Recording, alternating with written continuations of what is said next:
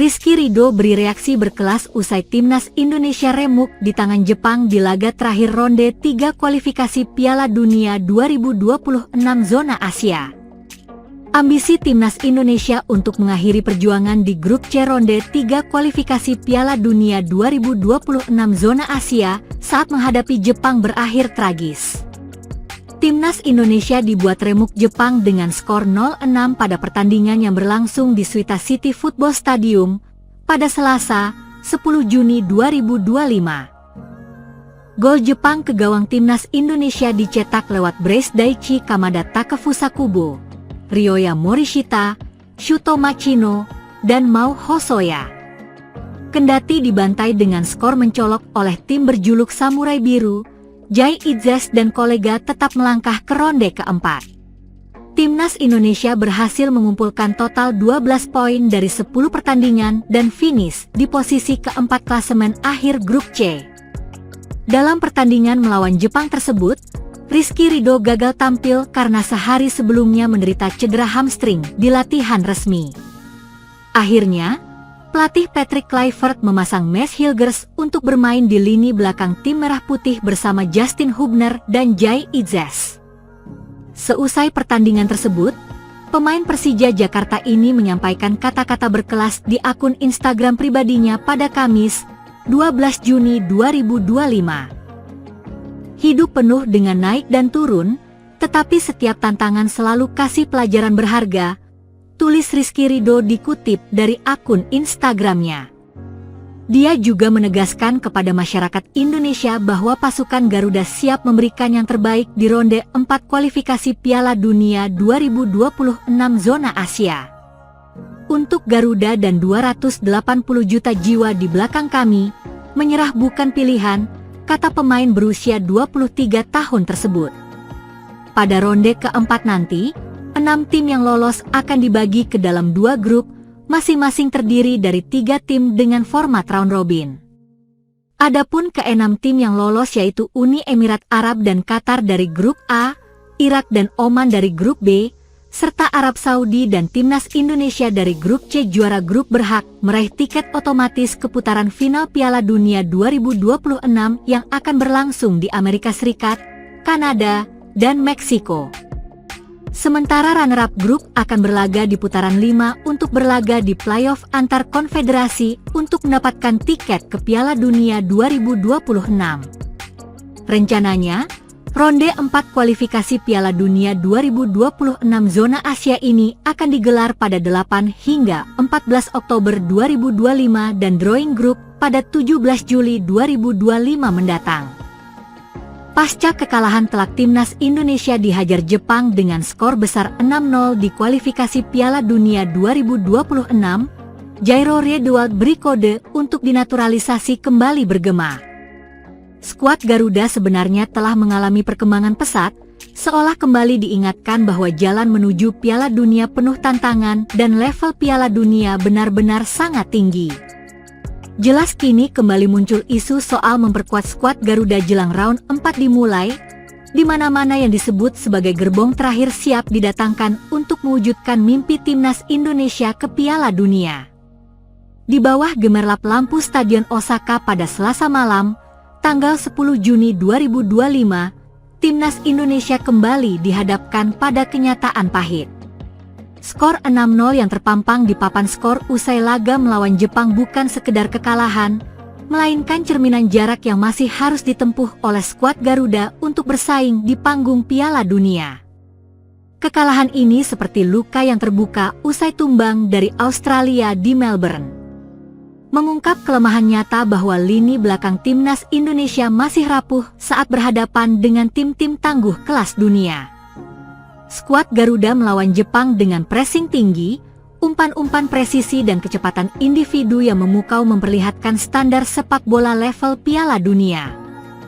Pemain seperti Takefusa-Kubo, Daichi Hada dan Wataru Endo bermain dengan intensitas yang seolah ingin mengingatkan timnas Indonesia. Ini adalah level yang harus kalian capai untuk Piala Dunia.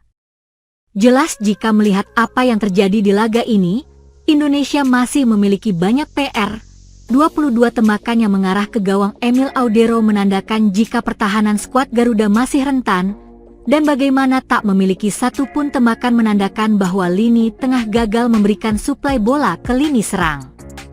Lini belakang Indonesia terbukti rapuh saat menghadapi tim-tim kelas dunia seperti Jepang dan Australia.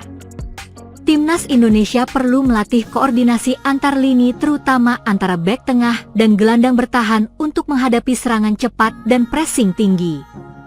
Sedangkan kegagalan timnas melepaskan tembakan jelas membuat Coach Patrick harus menemukan skema menyerang yang lebih baik dari saat ini.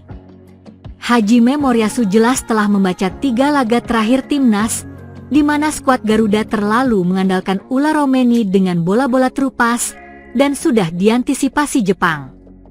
Kode Jairo Riedewald ke timnas Indonesia. Gelandang keturunan Indonesia Jairo Riedewald hingga saat ini masih memiliki masalah administrasi, membuatnya belum bisa gabung timnas Indonesia. Tapi kecintaannya pada Indonesia nampak jelas dari bagaimana ia ini juga mengirimkan pesan usai timnas kalah. Jadi di postingan timnas Indonesia, Jairo Riedewald nampak memberikan komentar sedikit saja dengan emotian semangat dan menunjukkan bahwa Indonesia harus bangkit. Komentar Jairo Riedewald ini mungkin sederhana, tapi di sisi lain ini menggambarkan jika mantan pemain Crystal Palace itu masih menaruh perhatian pada Indonesia. Jairo Riedewald masih punya peluang ke Indonesia karena secara kualitas ia jelas bisa meningkatkan kekuatan lini tengah timnas Indonesia. Melihat kekalahan kontra Jepang dengan skor telah potensi untuk menambah pemain di round 4 pun kembali terbuka lebar. Ada beberapa nama yang diprediksi bisa meningkatkan kualitas timnas secara signifikan, di antaranya adalah Pascal Struijk, Jayden Oosterwolde, Tristan Goijer. Pemain ini sudah dihubungkan dengan PSSI jauh-jauh hari dan dianggap memiliki potensi untuk mengatasi kelemahan timnas terutama di lini belakang setelah kekalahan telak dari Jepang dan Australia. Sebagai info, Pascal Struijk adalah pemain keturunan Indonesia dari Surabaya yang bermain untuk Leeds United yang baru saja promosi di IPL. Pascal Struijk dikenal dengan kemampuan dual udara distribusi bola dan posisi yang baik. Sebagai defender ia adalah pemain keturunan terbaik jika melihat prestasinya yang baru saja mengantarkan Leeds United kembali ke Premier League musim depan. Mendapatkan Pascal Struijk bakal membuat pertahanan timnas Indonesia makin solid. Selanjutnya ada Jayden Oosterwolde adalah pemain keturunan Indonesia yang bermain untuk Fenerbahce di Liga Super Turki. Jayden Oosterwolde dikenal dengan kekuatan fisiknya dalam berduel dengan para penyerang lawan. Lalu ada Tristan Goijer yang merupakan pemain muda 20 tahun keturunan Indonesia Maluku dengan prospek sangat besar. Musim lalu dirinya dipinjamkan Ajax, sayang cedera memaksanya absen sepanjang musim. Jika nama pemain tersebut digabung, bakal memiliki kedalaman skuad Garuda yang sempurna. Pemain keturunan yang siap membela timnas adalah hal yang bakal meningkatkan kualitas Indonesia di round 4. Belajar dari kekalahan kontra Jepang, evaluasi dan fokus ke round 4 jadi setelah menempati posisi 4 di klasemen grup C, Indonesia bakal menghadapi negara Timur Tengah.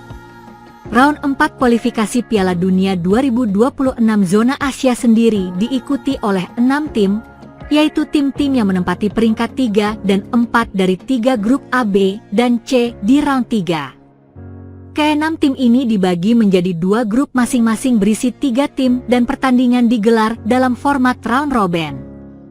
Kemungkinan Arab Saudi dan Qatar menjadi tuan rumah dalam round 4 kualifikasi Piala Dunia 2026.